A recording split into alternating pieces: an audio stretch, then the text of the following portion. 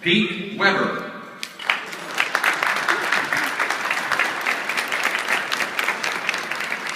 Before leaving for World War II, Robert M. McKay Jr. turned over his paperwork and FCC applications to his father. He told him, if I'm lucky enough to get back, I'll want this radio station for Columbia. Neither McKay Sr. nor his son were about to let World War II stand in Bob's way. In the first FCC grant following the war, WKRM in Columbia was one of only 13 stations in 8 different states to get the go-ahead.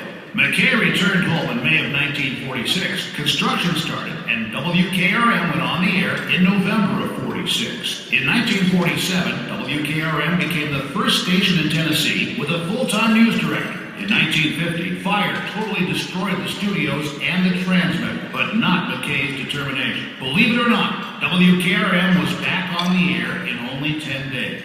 Other radio stations came into McKay's portfolio, and over the years, he established himself as one of Middle Tennessee's leading entrepreneurs. In 1949, McKay was one of the founding members of the Tennessee Association of Broadcasters. While president of the Columbia Rotary Club, he started the Pancake Day fundraiser, which still exists today. Numerous other charities approached McKay for help, and he always delivered. In 2004, he was recognized by Columbia Central High School for 58 years of continuous broadcasts of Central High sports, and those broadcasts are now in their 67th year. He spent 62 active years in broadcasting, always striving to improve his company, his industry, and his community. In both his work and personal life, he's always followed the highest Christian principles. His decisions and actions are based upon, is it the right thing to do? And yes, inducting Robert McKay Jr. into the Tennessee Radio Hall of Fame is the right thing to do.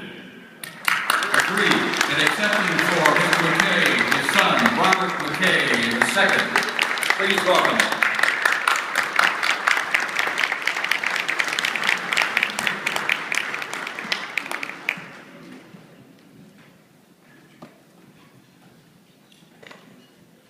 Thank you, Gary, but I'm really the clerk. Before I do anything else, I've got to introduce the people that came with me tonight. My sister, Baylor Ann Bone, and her husband, Charles, and their son, Charles Robert, and their daughter, Baylor Swindle. Also with me is Jackie McBean. Jackie is our office manager, copywriter, and does so many jobs. Jackie's been with us for almost 20 years, and she's an indispensable part of our company. Joe Wiley and his wife Debbie are also with me tonight. Joe is a retired banker, and he's been with me for 40 years at the radio stations. And just like Jackie, Joe is also an indispensable part of our company. Let me say that it's a pleasure to stand in for my dad tonight. He'll be 93 in August. His mind and his intellect are fully intact. He would appreciate that. But his extreme lack of mobility and his failing eyesight prevent him from being able to be here tonight. But when I told him that he was being inducted tonight into the Hall of Fame, we talked about it several weeks ago. I mentioned that there were 2 categories, the career category and the legacy category. He was going in the career category. And he asked who else might be in there, and I told him it was going to be Pat Sajak and Charlie Chase and Les Avery and some others. And Les, he remembered you fondly from back in the 60s, but that's all he said. He then asked me who were the legacy inductees, but I hadn't told him.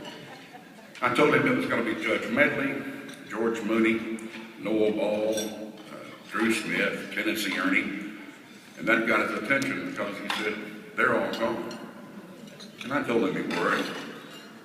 He said he was pretty glad to be in the career category. One quick story about Dad. Back in 1942, he went to Cookeville to see Judge Medley.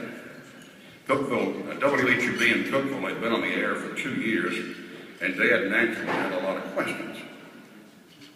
He said the judge was not particularly forthcoming. He was polite, but he didn't tell him anything, and said he just didn't really have time to deal with it. But that wasn't any big deal. Dad spent the night with some kinfolks and came back the next day. And he said once he convinced the judge that he didn't want a radio station in Cookeville, he wanted one in Columbia. That changed everything. The judge opened up, told him everything about radio and what it was going to be like. Spent the afternoon with him. And just as he was getting ready to leave, the judge gave him a piece of advice. He said, Bob, you need to really watch your expenses. Because if you're not careful, one of these radio stations can cost you up to $75 a day.